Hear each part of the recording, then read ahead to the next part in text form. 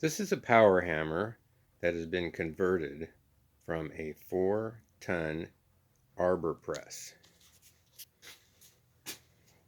All of the green area is the original arbor press, and added on is a leaf spring, which came from a Jeep, an old Jeep, and I had these two leaves, bottom leaves, re-arced so that they would operate in the reverse condition. And a drive shaft, pulleys, support down here. Demonstrate. Need to turn the power on.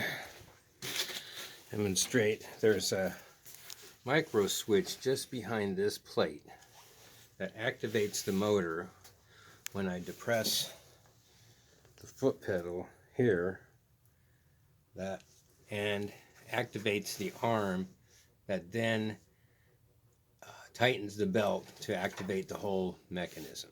Here we go. You'll hear a click. There's the motor, and now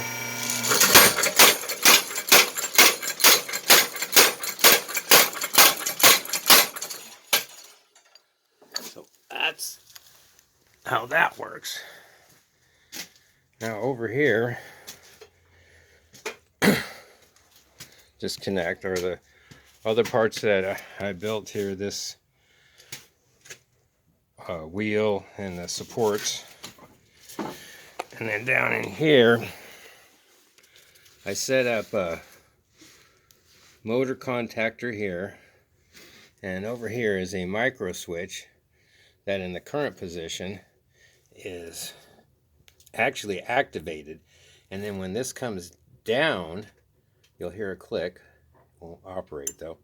That deactivated the switch, which is actually set up as a normally closed. So when that deactivates, it closes the circuit and then engages or starts the motor. Then this arm continues to go down and tighten the belt, which again activates the striking mechanism. This is for tightening up the belt. And this is just all support for the power hammer mechanism. Okay, get myself up. All right.